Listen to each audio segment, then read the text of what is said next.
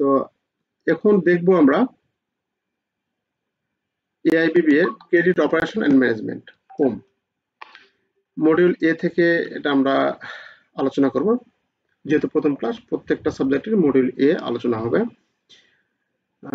এখান থেকে আমাদের অনেক প্রশ্ন অনেক ক্রিটিক্যাল ভাবে দেয়, যে প্রশ্নগুলো আমরা ধরতে পারি না। তার প্রশ্নের প্রতি আমাদের একটু সজাগ থাকতে হবে, প্রশ্নগুলো কি চেয়েছে এই জিনিসটা আমাদের ধরতে হবে। বিভিন্ন ভাষাটা বিভিন্নভাবে দিয়ে থাকে, ভাষাটা বিভিন্নভাবে দিয়ে থাকে, যার কারণে আমাদের সমস্যা হয়। তো এই সাবজেক্টটা একটু ছোট, মানে আইসিটি সাবজেক্টটা যেরকম একটু বড় আমরা দেখেছি, অনেক বড় সিলেবাস, এটা একটু সংক্ষিপ্ত ভাবে আছে। হ্যাঁ, এখানে আলোচনা করা আছে 9টি প্রশ্ন, 9টি প্রশ্ন আলোচনা করা আছে।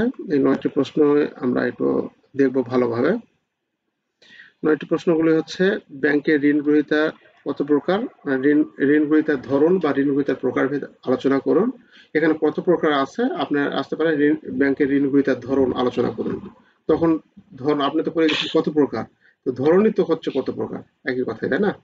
তারপর ক্রেডিট সুবিধা কত প্রকার, আপনার ব্যাংকে কি কি ধরনের ক্রেডিট সুবিধা চালু আছে আলোচনা করুন। বা কি কি ধরনের ক্রেডিট ফ্যাসিলিটিস কথাটা বাংলায় লেখা আছে উচ্চারণ করে। তখন দেখা যাবে যে আপনি হয়তো হেজিটেশনের মধ্যে পড়ে গেছেন, কি করবেন, যে আমি তো পড়েছি ক্রেডিট সুবিধা, আমি তো ওটা 1 নম্বর কিনবো, কিন্তু আপনার ব্যাংকে ক্রেডিট ফ্যাসিলিটি বা আপনার ব্যাংকে জনাব মোকসেদ নামে একজনকে ঋণ দিতে চাচ্ছেন, আপনি তাকে সর্বোচ্চ কি কি সুবিধা দিতে পারবেন। মানে এই যে প্রশ্নের ধরন কিন্তু এরকম, মানে সৃজনশীল যে প্রশ্নগুলো থাকে সে এইরকম ভাবে থাকে যে জনাব মোকসেদ একজন আম ব্যবসায়ী বা ফল ব্যবসায়ী বা স্বর্ণ ব্যবসায়ী, বা স্বর্ণ ব্যবসায়ী তো লোন দেওয়া যায় না, যে কোনো ব্যবসায়ী আর কি, সে একজন ব্যবসায়ী, সে আপনার ব্যাংকে লোন নেওয়ার জন্য আসছে, তাহলে আপনাকে তার উপযুক্ত ক্ষেত্রে কোন কোন লোন আপনি দিতে পারেন, বা তাকে লোন নেওয়ার জন্য তাকে ক্রেডিট সুবিধা কি কি সুবিধা আপনি দিতে পারবেন, এই ধরনের প্রশ্ন ঘুরিয়ে পেঁচিয়ে দিতে পারে। যার কারণে আমরা এখানে অ্যান্সার গুলো কিন্তু ভুল করি, অনেক ক্ষেত্রে ভুল হয়ে যায়। আচ্ছা, তো এর বলা আছে ক্রেডিট সুবিধা কত প্রকার আলোচনা করুন, ব্যাংক এবং গ্রাহকের মধ্যে সম্পর্কের শ্রেণী বিভাগ আলোচনা করুন, ক্রেডিট পরিকল্পনা কি, ক্রেডিট পরিকল্পনাকে প্রভাবিত করার ফ্যাক্টরগুলো আলোচনা করুন, গুরুত্বপূর্ণ প্রশ্ন। তারপরে আছে আঞ্চলিক বা শাখা পর্যায়ে ঋণ পরিকল্পনার জন্য কাজ কি, আঞ্চলিক পর্যায়ে বা শাখা পর্যায়ে ঋণ পরিকল্পনার জন্য কি কি বিবেচনা করা উচিত, ক্রেডিট পলিসি কি, একটি ভালো ক্রেডিট নীতির বৈশিষ্ট্য আলোচনা করেন, অনেক গুরুত্বপূর্ণ একটা প্রশ্ন, অনেক গুরুত্বপূর্ণ প্রশ্ন। তারপর আছে কেন্দ্রীভূত ও বিকেন্দ্রীভূত ক্রেডিট অপারেশন কি। এটা কিন্তু আমরা যারা ব্রাঞ্চ ব্যাংকিং করে থাকি সেটা হচ্ছে বিকেন্দ্রীভূত, ব্রাঞ্চে যারা কাজ করে থাকি সেটা হচ্ছে বিকেন্দ্রীভূত, ব্রাঞ্চে যারা কাজ করেন মানে সেন্ট্রালাইজ ব্যাংক আর ডিসেন্ট্রালাইজ ব্যাংক, তাই না? সেন্ট্রালাইজ ব্যাংক বলতে আপনি একটা লোন পাস করাবেন, এটা সেন্ট্রাল ছাড়াই হবেই না, মানে সেন্ট্রাল থেকে সবকিছু আপনি প্রসেস করে পাঠিয়ে দিলেন, ওখান থেকে ওরা সবকিছু করে করে দিচ্ছে। আর ব্রাঞ্চে হলে ব্রাঞ্চের ম্যানেজার স্যার যেটা বলে দিচ্ছে যে সেভাবে আমাদের কাজ হয় বা লোনটা সহজে পাস হয়ে যায়, সেটা হচ্ছে আমাদের কাছে কেন্দ্রীভূত। সরি, কেন্দ্রীভূত হচ্ছে আমাদের কাছে যেটাকে বলে হচ্ছে কি সেন্ট্রালাইজ ব্যাংকিং যেটাকে বলে সেটা। যেমন বাংলাদেশের সেন্ট্রালাইজ ব্যাংকিং, ব্র্যাক ব্যাংক আছে, এনআরবি ব্যাংক আছে, তারপরে আছে সিটি ব্যাংক আছে, ইস্টার্ন ব্যাংক আছে, এগুলো হচ্ছে সেন্ট্রালাইজ ব্যাংক। আর ডিসেন্ট্রালাইজ বা ব্রাঞ্চ ব্যাংকিং হচ্ছে যমুনা ব্যাংক, তারপরে আছে এই যে অধিকাংশ ব্যাংক, প্রায় সবগুলো ব্যাংকই হচ্ছে ডিসেন্ট্রালাইজ ব্যাংক, ইসিবিএল আছে, তারপরে আছে এবি ব্যাংক আছে, এইরকম এই ব্যাংকগুলো হচ্ছে আমাদের কাছে ডিসেন্ট্রালাইজ ব্যাংক। তো সেন্ট্রালাইজ ব্যাংক এবং ডিসেন্ট্রালাইজ ব্যাংকের ক্রেডিট অপারেশন কি, ঋণ প্রশাসনকে কেন্দ্রীভূত করার সুবিধা আলোচনা করা। আমরা ঋণ প্রশাসন, আমরা যে সেন্ট্রালাইজের যে ঋণ প্রশাসন বা ঋণ যারা দেয়, যার ক্রেডিটে থাকে, সেটার সুবিধাগুলো আলোচনা করো। তাহলে এই দুটার সুবিধা অসুবিধাগুলো আমাদের জানা আছে, এই দুটা সুবিধা অসুবিধাগুলো আমরা দেখবো, এটা অনেক গুরুত্বপূর্ণ প্রশ্ন। তারপর আছে কেন্দ্রীভূত ক্রেডিট মডেল এবং বিকেন্দ্রীভূত ক্রেডিট মডেলের মধ্যে পার্থক্য লিখতে হবে, একজন ভালো ঋণ গ্রহীতার গুণাবলী আলোচনা করো, এটাও আমাদের অনেক ইম্পর্টেন্ট। তো এই প্রশ্নগুলো কিন্তু আমরা বানিয়ে লিখতে পারি, আমরা আমাদের যদি একটু সাধারণ যে জ্ঞানটা ব্যাংকিং সম্পর্কে সাধারণ জ্ঞানটা যদি থাকে, তাহলে আমরা এখান থেকে বানিয়ে লেখা পারবো, অনেক অনেক ভালো কিছু এখানে লেখা পারবো। আচ্ছা, তাহলে এখানে 1 নম্বরে বলা আছে ব্যাংকের ঋণ গ্রহীতা কত প্রকার বা ঋণ গ্রহীতার ধরন আলোচনা করুন। তাহলে ব্যাংকের ঋণ গ্রহীতাদের প্রকারভেদের মধ্যে আছে এখানে আমাদের ব্যক্তি, সাধারণ ব্যক্তি, মালিকানা প্রতিষ্ঠান। দেখুন একবার লিখলে এই জিনিসগুলো যদি মনে থাকে তাহলে আপনার কাছে ইজি। মালিকানা প্রতিষ্ঠান অর্থাৎ কোনো ব্যবসা প্রতিষ্ঠান, পার্টনারশিপ ফার্ম, কোনো অংশীদারি ব্যবসা যদি থাকে সেটা, প্রাইভেট লিমিটেড কোম্পানি, তারপর আছে পাবলিক লিমিটেড কোম্পানি, বড় কর্পোরেট ফান্ড আছে, বড় কর্পোরেট প্রতিষ্ঠান, সরকারি সংস্থা। এগুলো হচ্ছে আমাদের কাছে কি ব্যাংকের ঋণ গ্রহীতা এই ধরনের আমাদের হয়ে থাকে। তো আমাদের ঋণ গ্রহীতা ব্যক্তি, এখানে ব্যক্তি বলতে একক ব্যক্তিকে বোঝাচ্ছে। এখানে অনেকগুলো লেখা আছে, এতগুলো কিন্তু আমরা দেব না, আমি কিন্তু বারবার বলছি এতগুলো দেব না, আমরা 2 লাইন লিখবো বা 3 লাইন লিখবো, হ্যাঁ, আর বেশি কিন্তু আমরা দেব না এখানে। তাহলে ব্যক্তি বলতে আমরা যেটাকে বলে যেটাকে আমরা বলি স্যালারি লোন। কোনো ব্যক্তিকে আমরা যখন লোন দিব, সে ব্যক্তি যখন কোনো স্যালারি পার্সন হবে তা আমরা লোন দিচ্ছি, সেটা হচ্ছে আমাদের কাছে ব্যক্তি, হ্যাঁ, সেটা হচ্ছে এক ধরনের ঋণ গ্রহীতা। তারপরে আছে মালিকানা প্রতিষ্ঠান। কোনো ব্যক্তি যখন কোনো ব্যবসা করে, সে ব্যবসার উপর যে লোনটা দেয় সেটা হচ্ছে আমাদের মালিকানা প্রতিষ্ঠান। যখন একাধিক ব্যক্তি মিলে যে লোনটা আমরা দেই, একাধিক ব্যক্তি মিলে যে ব্যবসা প্রতিষ্ঠান গড়ে ওঠে, যেটাকে বলে অংশীদারি ফার্ম, সেই অংশীদারি ফার্মকে বা প্রতিষ্ঠানকে যে লোনটা দেয় সেটা এক ধরনের। তারপর আছে private limited company. Private limited কোম্পানিকে আমরা দেই, পাবলিক লিমিটেড কোম্পানিকে দেই। প্রাইভেট লিমিটেড কোম্পানি হচ্ছে আমাদের বেসরকারি, আর পাবলিক লিমিটেড কোম্পানিগুলো হচ্ছে আমাদের কাছে সরকারি। বড় কর্পোরেট প্রতিষ্ঠান, বড় যে কর্পোরেট প্রতিষ্ঠান আছে, ইউনিলিভার, স্কয়ার রয়্যালটিজ লিমিটেড, এগুলা হচ্ছে আমাদের বড় কর্পোরেট প্রতিষ্ঠানে আমরা এগুলো দিয়ে থাকি, সরকারি বিভিন্ন সংস্থাকে আমরা ঋণ দিয়ে থাকি। এই ধরনগুলো আমাদের মনে রাখতে হবে একটু। 5টা 6টা এখানে তো 6টা 7টা দেওয়া আছে, আমাদের 5টা কমপক্ষে আমাদের মনে রাখতে হবে। আচ্ছা, এই প্রশ্নটা, আচ্ছা ওকে। তারপরে বলা আছে what are the type of credit facilities. এই প্রশ্নটা আমাদের কাছে বেশি ইম্পর্টেন্ট, অনেক বেশি ইম্পর্টেন্ট, এবং অনেক কিছু জানার বা বোঝা আছে এখান থেকে। তো এটা আবার জি, গ্যাস ভাই কিছু বললেন? না না না, সরি আমি মিট করতেছি। আচ্ছা ঠিক আছে। তো ক্রেডিট সুবিধা কত প্রকার, অর্থাৎ ঋণ সুবিধা কত প্রকার? ক্রেডিটের জায়গায় আছে ধরো ঋণ সুবিধা কত প্রকার সেটা চেয়েছে, তাহলে একই কথাই, তাই না? তাহলে একজন গ্রাহককে ক্রেডিট সুবিধা কত ধরনের ক্রেডিট সুবিধা দিতে পারি সেটা এখানে আলোচনা করছি।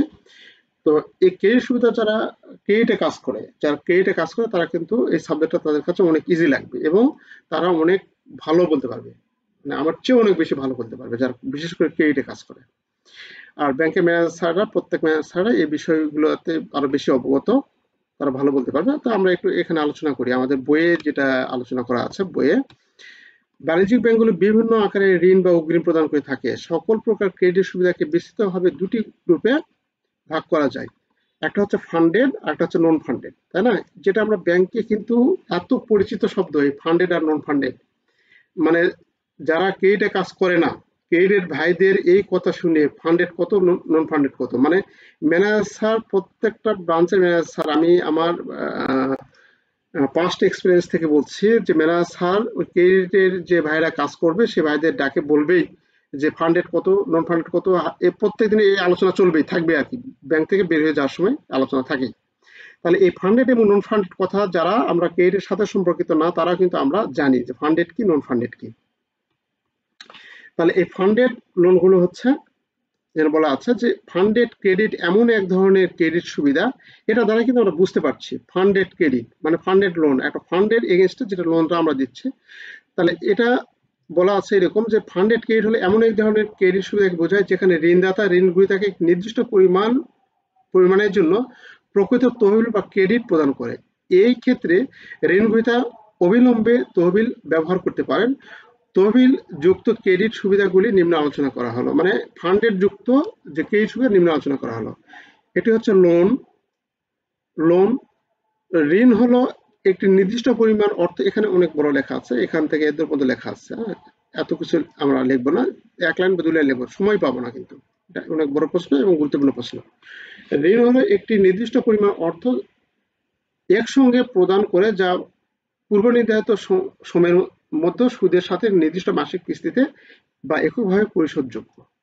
অর্থাৎ আমরা যে কথাটা আগে বললাম, পার্সোনাল লোন আমাকে দিয়েছে, সেলের এগেইনস্টে আমাকে দিয়েছে 2 লাখ টাকা লোন, এই 2 লাখ টাকা লোন আমি একবারে নিতে পারতেছি, এটা হচ্ছে আমাদের কাছে লোনের মধ্যে অন্তর্ভুক্ত হবে। ক্যাশ ক্রেডিট এইটুকুই আর কি, যে আমরা এই লোনটা আমরা একই সঙ্গে অ্যাট এ টাইম উঠাতে পারি, ব্যবহার করতে পারি আর কি, ব্যবহার করতে পারি। ক্যাশ ক্রেডিট মানে কি? সিসি তো আমরা জেনে আসছি, তাই না? সিসি সিসি বললে আমরা সহজে মাথায় থাকে, কিন্তু ক্যাশ ক্রেডিট যদি সেটাকে বলি তাহলে সেটা কিন্তু আমরা আমরা একটু মানে যারা জানি না তাদের কিন্তু একটা ইয়ার মধ্যে পড়ে যায় যে এটা আবার কি জিনিস। সিসি বললে কিন্তু ঠিকই চিনবো। তাহলে ক্যাশ ক্রেডিট, সিসি অপর নাম হচ্ছে ক্যাশ ক্রেডিট। তো ক্যাশ ক্রেডিটের এখানে বলা আছে যে ক্যাশ ক্রেডিট হলো এক ধরনের ক্রেডিট সুবিধা যা ব্যাংকগুলি তাদের কার্যকরী মূলধনের চাহিদা মেটাতে ব্যবসাগুলিকে প্রদান করে। তাহলে ক্যাশ ক্রেডিট কাকে কি বাবদ ক্যাশ ক্রেডিট দেওয়া হয়? কার্যকারী সুবিধা, ব্যবসায়ের কার্যকরী মূলধন, কার্যকরী মূলধনের চাহিদা মেটাতে দেওয়া হয়। কার্যকরী মূলধন কি? ব্যবসা প্রতিষ্ঠান চলমান রাখার জন্য, ব্যবসা প্রতিষ্ঠান চলমান রাখার জন্য যে খরচগুলো প্রত্যেক দিন দরকার, এই খরচগুলো মিট আপ করার জন্য ব্যাংক এক ধরনের লোন দিয়ে থাকে প্রত্যেকটা ব্যবসা প্রতিষ্ঠানকে, সেটা হচ্ছে আমাদের কাছে ক্যাশ ক্রেডিট। এটাই সেটা বলা আছে যে কার্যকরী মূলধন। কার্যকরী মূলধন বলতে ওটাকে বোঝায় যে মূলধনটা আমাদের প্রত্যেক দিন দৈনন্দিন ব্যবহার হয়, যেটা সেটা হচ্ছে আমাদের কাছে কার্যকরী মূলধন, এবং সেই মূলধনের চাহিদা মেটাতে ব্যাংক আমাদের যে টাকাটা দিয়ে থাকে সেটা হচ্ছে আমাদের কাছে ক্যাশ ক্রেডিট। আচ্ছা, তাহলে ক্যাশ ক্রেডিটটা হচ্ছে আমাদের কাছে কি ফান্ডেড ক্যাশ ক্রেডিট। তারপরে আছে এই ক্যাশ ক্রেডিটের মধ্যে 2 ধরনের হতে পারে, নগদ ক্রেডিট প্লেস আর হাইপোথিকেশন। মানে ক্যাশ ক্রেডিট হাইপোথিকেশন আর ক্যাশ ক্রেডিট হচ্ছে প্লেস। প্লেস আর হাইপোথিকেশনের মধ্যে পার্থক্য আমরা পরবর্তীতে দেখব।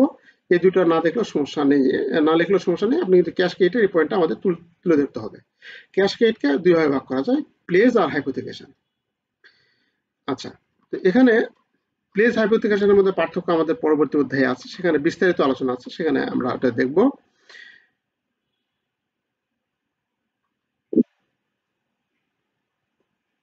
তো এখানে প্লেজের ক্ষেত্রে একটা বিষয় আমরা মনে রাখবো, যে এ ধরনের সুবিধা প্রদান করা হয় পণ্য বন্ধকের বিনিময়ে, যা কার্যকর নিয়ন্ত্রণ ব্যাংকের দখলে থাকে, মালিকানা ঋণ গ্রহীতার কাছে থাকে। যে আমরা যে পণ্য বন্ধকের মাধ্যমে যে ঋণটা দিচ্ছি সেটা হচ্ছে নিয়ন্ত্রণটা ব্যাংকে থাকে, কিন্তু মালিকানা ঋণ গ্রহীতার কাছে থাকে। আর হাইপোথিকেশন হচ্ছে যে এখানে মালিকানা এবং দখল উভয়ই ঋণ গ্রহীতার কাছে থাকে, মালিকানা এবং দখল উভয়ই ঋণ গ্রহীতার কাছে থাকে, সেটা হচ্ছে আমাদের কাছে হাইপোথিকেশন। এই দুটো হচ্ছে মূল, মানে এই দুটোর মধ্যে পার্থক্য হচ্ছে এটাই মূল পার্থক্য। আচ্ছা, তাহলে আমরা এখানে দেখলাম ফান্ডের মধ্যে আছে লোন, ক্যাশ ক্রেডিট, আর আরেকটা আছে কি ওভারড্রাফট। আমরা ব্যাংকে ওভারড্রাফট যেটা বলে থাকি, ব্যাংক ওভারড্রাফট, সেটা কোনটা? এটা কি আপনাদের জানা আছে এই জিনিসটা কোনটা? যে ওভারড্রাফট হলো চেক দ্বারা পরিচালিত একটি চলতি অ্যাকাউন্ট, এক ধরনের অগ্রিম অনুমোদিত। গ্রাহকে এখানে কিন্তু ভাষা অন্যরকম ভাবে বলা আছে, আপনি কিন্তু এই বিষয়টা জানেন, ব্যাংকে যেটা জানেন, আমরা যেটা ব্যাংকে বলি এসওডি বলি না, সাধারণত এসওডি শব্দটা আসে, এসওডি এরকম, বা কোনো ব্যাংকে এসএনডি বলে। হ্যাঁ, এই অ্যাকাউন্টটা হচ্ছে এটা মূলত গ্রাহকে একটি নির্দিষ্ট সীমা দিয়ে অনুমোদন করে যার উপর সে ওভারড্রাফট করতে পারে। এখানে ঋণ গ্রহীতা সুবিধা মতো যে কোনো সংখ্যক বার তোলা বা জমা দিতে পারে। শর্ত থাকে যে ওভারড্র করার মোট পরিমাণ যে কোনো সময় সম্মত সীমা অতিক্রম না করে। মানে আপনাকে ব্যাংক একটা লিমিট দিয়েছে, ওই লিমিটের মধ্যে আপনি যে কোনো যতবার উঠাতে পারবেন আবার জমা দিতেও পারবেন, সমস্যা নেই। সেটা হচ্ছে আমাদের কাছে ব্যাংক ওভারড্রাফট। তারপরে আছে বিল ক্রয় অ্যান্ড ডিসকাউন্ট। আমরা যে কোনো বিল আমরা পারচেস করি এবং সেটা ডিসকাউন্টেড করি। এবার বলা হচ্ছে বিল অফ এক্সচেঞ্জেস হার দেওয়া এবং ক্রয় করা ব্যাংকের তহবিল নিয়োগের আরেকটি উপায়। ব্যাংক রপ্তানি বিল ক্রয় বা ছাড় দিয়ে গ্রাহককে অগ্রিম অনুমতি দেয়। এই পদ্ধতিতে ব্যাংক একটি প্রিফিক্সড হারে সুদ গণনা করে এবং আদায় করে থাকে। তাহলে বিল, আমরা যে কোনো একটা বিল আমরা ক্রয় করি, বিল ক্রয় বলতে যেভাবে বিল ক্রয়ের সাথে থাকে, বিল ক্রয় এক্সচেঞ্জের সাথে থাকে, তারা এটা ভালো বলতে পারবে। বিল ক্রয় করে থাকি এবং সেটা ডিসকাউন্টে বিক্রি করি আমরা। এই যে আমরা ডিসকাউন্টে ডিসকাউন্টটাই হচ্ছে আমাদের কাছে মূলত ব্যাংকের আয়। তারপরে আছে অন্যান্য সুবিধা, ভোক্তা ঋণ, এসএমই ক্রেডিট, গোষ্ঠীবদ্ধ ঋণ, ইজারা অর্থায়ন, এগুলো আমাদের এখানে দেওয়া আছে। এগুলো হচ্ছে আমাদের সবগুলো ফান্ডেড। এখন এখানে অন্তত পক্ষে আপনাকে 3টা লিখতে হবে। এই ফান্ডেড দিয়ে আপনার 3টা লোনের কথা এখানে লিখতে হবে, লোন, ক্যাশ ক্রেডিট এবং ওভারড্রাফট। আচ্ছা, তারপরে নন ফান্ডেড লোনগুলো হচ্ছে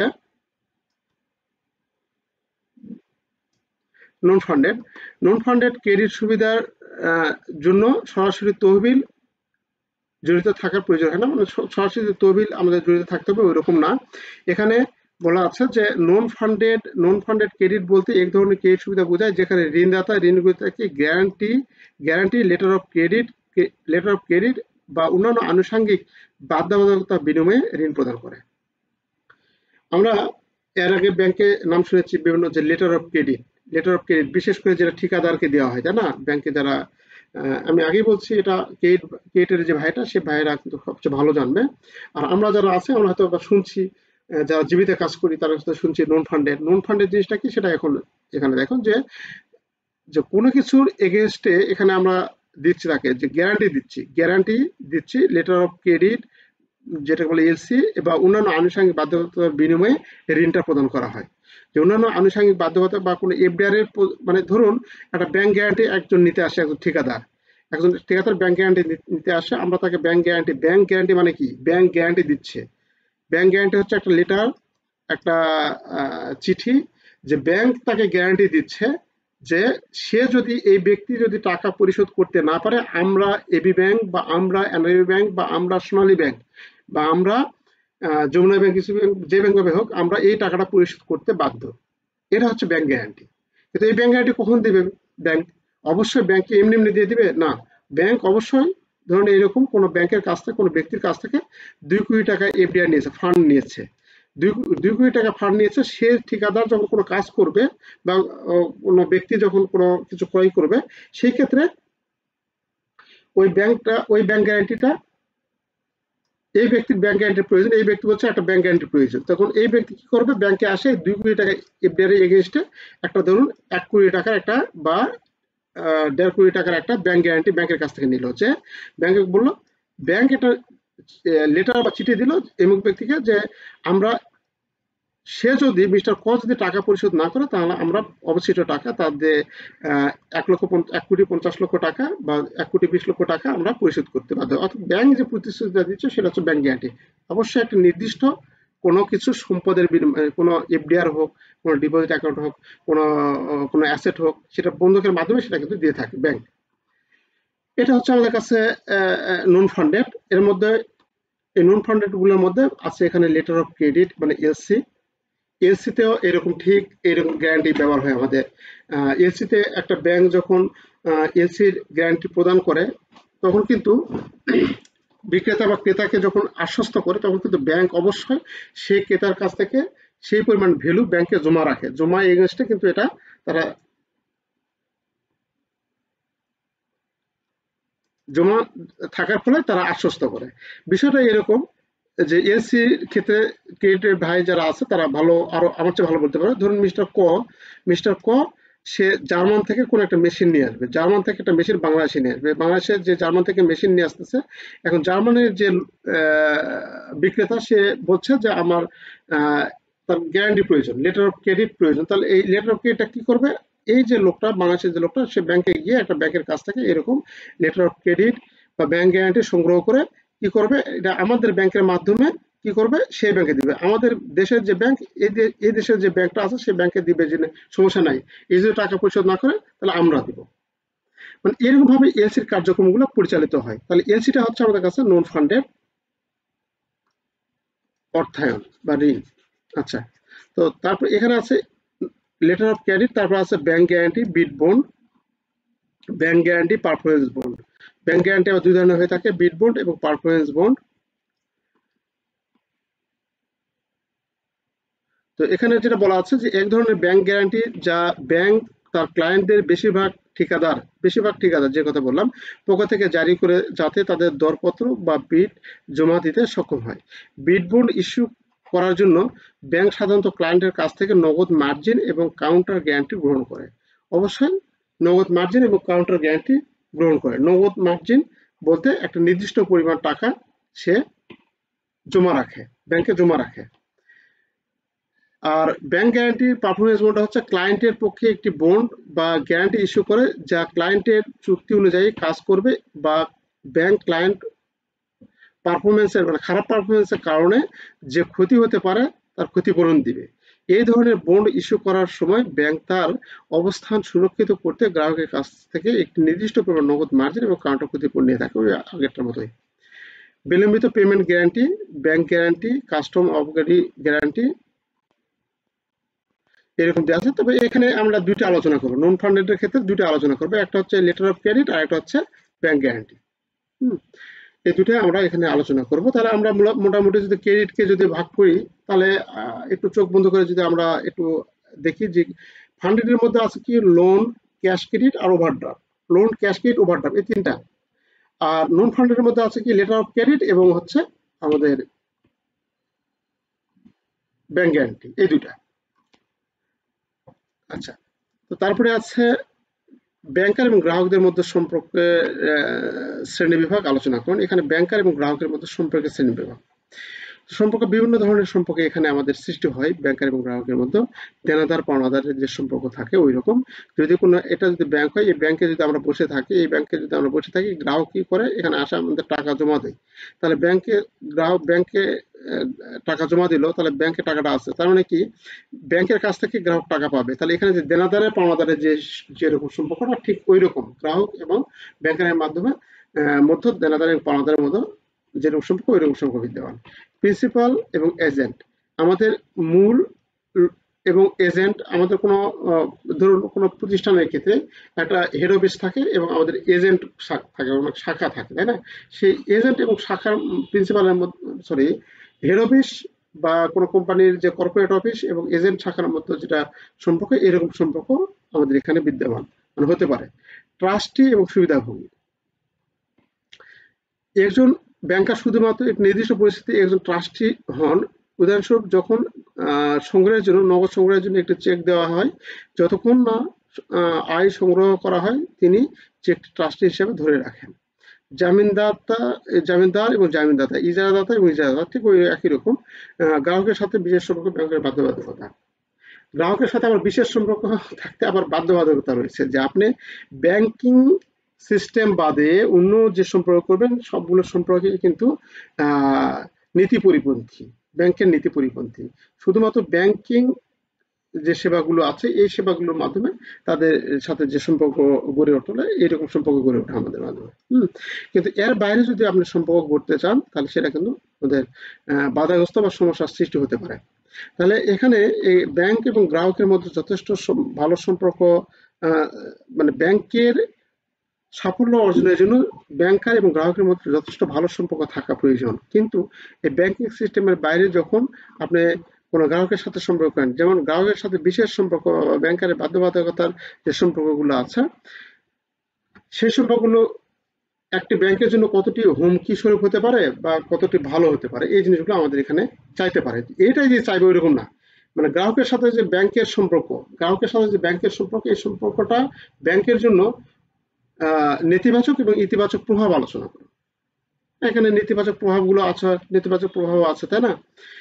যখনই আপনার একজন গ্রাহকের সাথে বেশি ঘনিষ্ঠতা হয়ে যাবে তখন গ্রাহক আপনাকে বা আপনি গ্রাহকের প্রতি দুর্বল হয়ে যাবেন। তাহলে ব্যাংকের যে স্বাভাবিক যে নিয়ম কানুন সেই নিয়ম নীতির বহির্ভূত আপনি সে কিছু কাজ করবেন, তাই না? সেটা আর এখানে বলতেছি না, কারণ এরকম আমাদের হয়ে থাকে, ব্যাংকে হয়ে থাকে যে বিশেষ একজন ব্যক্তিকে এত টাকা ঋণ কোনো ভ্যালুয়েশন ছাড়া, যে জায়গা ভ্যালুয়েশন করবো, যে জায়গা হচ্ছে 30,000 টাকা শতক, সেটা ভ্যালুয়েশন দেখাইছে হচ্ছে 3 লক্ষ টাকা শতক, এর উপর ভ্যালুয়েশন করে আপনার লোন দিয়েছেন। তাহলে এটা এই সম্পর্কটা এটা কি হয়েছে, বেশি নিবিড় সম্পর্ক থাকার কারণে এটা হয়েছে। এরকম বিভিন্ন ইনসিডেন্ট হচ্ছে, ব্যাংকের বিভিন্ন ইনসিডেন্ট থাকে যেগুলা ক্ষতি বা হুমকির সম্মুখীন হয়। আবার বেশি নিবিড় সম্পর্ক থাকার ফলে গ্রাহক আমাদের প্রতি সন্তুষ্ট হয়, গ্রাহক কি হলো আর 2-4টা গ্রাহক আমাদের ব্যাংকের প্রতি আনে। এরকম বিভিন্ন রকম আমাদের সুবিধা অসুবিধা দুটাই রয়েছে। এরপর আছে what is credit plan. Credit plan কি, what are the factor affecting the credit plan. Credit পরিকল্পনা কি, ক্রেডিট পরিকল্পনাকে প্রভাবিত করার ফ্যাক্টরগুলি কি কি? আচ্ছা, প্রতিষ্ঠানের আর্থিক অবস্থা, আর্থিক বাজারের পরিস্থিতি, প্রতিযোগিতা বিবেচনা করে ব্যাংকের ম্যান্ডেট এবং সরকার নিয়ন্ত্রণে অগ্রাধিকার অনুযায়ী পূর্ব নির্ধারিত ক্রেডিট লক্ষ্য অর্জনের জন্য ভবিষ্যতে কিভাবে ঋণ মঞ্জুর করা উচিত এবং তা কিভাবে আদায় করা হবে সামগ্রিক প্রক্রিয়াকে ঋণ পরিকল্পনা করে। অর্থাৎ পরিকল্পনা বলতে আমরা যেটা বুঝি যে এই কাজ কেমনে করবো, এটা কাজ কিভাবে কি করবো, এই জিনিসগুলো। তার ক্রেডিট পরিকল্পনা কি? ক্রেডিট পরিকল্পনা হচ্ছে কি, ক্রেডিট বলতে কি ঋণ বোঝায়, তাই না? ঋণ দেওয়ার জন্য গ্রাহক সিলেকশন থেকে শুরু করে গ্রাহকে ঋণ মঞ্জুর এবং সেখানে রিকভারি করা পর্যন্ত যে ধরনের পরিকল্পনা আছে সবগুলো পরিকল্পনা সামগ্রিক রূপই হচ্ছে আমাদের কাছে ক্রেডিট পরিকল্পনা, তাই না? পরিকল্পনা বলতে আমরা যেটা বুঝি যে কোনো কাজ বাস্তবায়নের জন্য যে বিভিন্ন ধাপ অনুসরণ করা হয় বা কিভাবে করবো সেটা ধারণাকে আমরা পরিকল্পনা করি। তেমনি ক্রেডিট পরিকল্পনা কি? যে ক্রেডিট বা ঋণ দেওয়ার জন্য যে বিভিন্ন গ্রাহকের গ্রাহক নির্বাচন, তাদের অ্যাসেসমেন্ট করা, তাকে ভ্যালুয়েশন করা, তার সে লোন কতটুকু পাবে বা পাবে না, সে তার টেনর কতটুকু হবে, এই যে বিভিন্ন পরিকল্পনাগুলো করা, এগুলা হচ্ছে আমাদের কাছে ক্রেডিট পরিকল্পনা, সামগ্রিক রূপে হচ্ছে ক্রেডিট পরিকল্পনা। তো ক্রেডিট পরিকল্পনার কে প্রভাব বিস্তারের ফ্যাক্টরগুলো হচ্ছে কি ব্যাংকের ম্যান্ডেট, ব্যাংকের পলিসিটা অনেক গুরুত্বপূর্ণ একটা বিষয়। আপনি কোনো ব্যাংকে দেখবেন 3 দিনের লোন হয়ে গেছে ক্রেডিট পাস, আর কোনো ব্যাংকে দেখেন 3 মাসেও হচ্ছে না। ব্যাংকের অফিসার বিরক্ত, ওই অফিসারের আরেকটা ভাই আরেকটা ব্যাংকে কাজ করে, সেই ব্যাংকে দেখা যাচ্ছে 3 দিনে হয়, 3 ডেজে হয়, আরেকটা ব্যাংক 3 মাসেও লোন দিতে পারে না, কাস্টমারও বিরক্ত হয়ে যায়। তো ব্যাংকের ম্যান্ডেটের উপর নির্ভর করে সরকার নিয়ন্ত্রক অগ্রাধিকার, মানি মার্কেট এবং ক্যাপিটাল মার্কেটের অবস্থার উপর নির্ভর করে বাজারে সমঝোত পণ্যের কর্মক্ষমতা দৃশ্যকল্প ক্রেডিট খরচ বা লোনের মূল্য ক্রেডিট ধরনের উপর ভিত্তি করে ঐতিহাসিক তথ্য থেকে ঝুঁকি মূল্যায়ন, ব্যাংক কর্তৃক গৃহীত জামানত, সুদের মেয়াদ এবং পরিশোধ পদ্ধতি, ভৌগোলিক ঘনত্ব, এরকম অনেক কিছুই আমাদের এই পরিকল্পনার উপর প্রভাব বিস্তার করে। অর্থাৎ আপনি যে ক্রেডিটের যে পরিকল্পনা নিচ্ছেন, এই পরিকল্পনা কার উপর মানে কি কি বিষয়ের উপর নির্ভর করে সেই বিষয়গুলো এখানে আমরা তুলে ধরবো।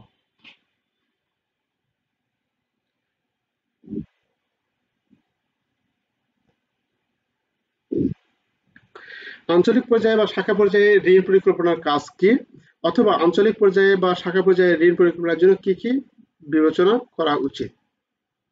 তাহলে আঞ্চলিক বা শাখা পর্যায়ে যদি আপনি ঋণ পরিকল্পনা করে থাকেন, ক্রেডিট পরিকল্পনা করে থাকেন, তাহলে তার কাজ কি? এখানে বলা আছে আঞ্চলিক বা শাখা পর্যায়ে ক্রেডিট পরিকল্পনা সাধারণত নিম্নলিখিত কাজগুলো হয়ে থাকে। এক, প্রধান কার্যালয়ের নীতি নির্দেশকে বা আঞ্চলিক জোনাল অফিস দ্বারা নির্দেশিত আঞ্চলিক ঋণ পরিকল্পনার ভিত্তিতে এটি সম্পূর্ণ নীতি বা নির্দেশিকা মেনে চলা।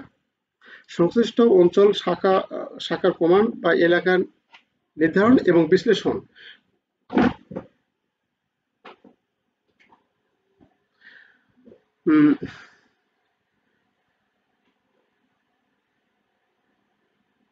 কমান্ড এলাকার অর্থনীতি প্রধান খাত যেমন কৃষি, ক্ষুদ্র মাঝারি, এটা অত বেশি জটিল না, মানে বেশি না, এটা আমাদের অত দরকার নেই, একবার পড়ে যাবেন, পড়ে গেলে হবে। এটা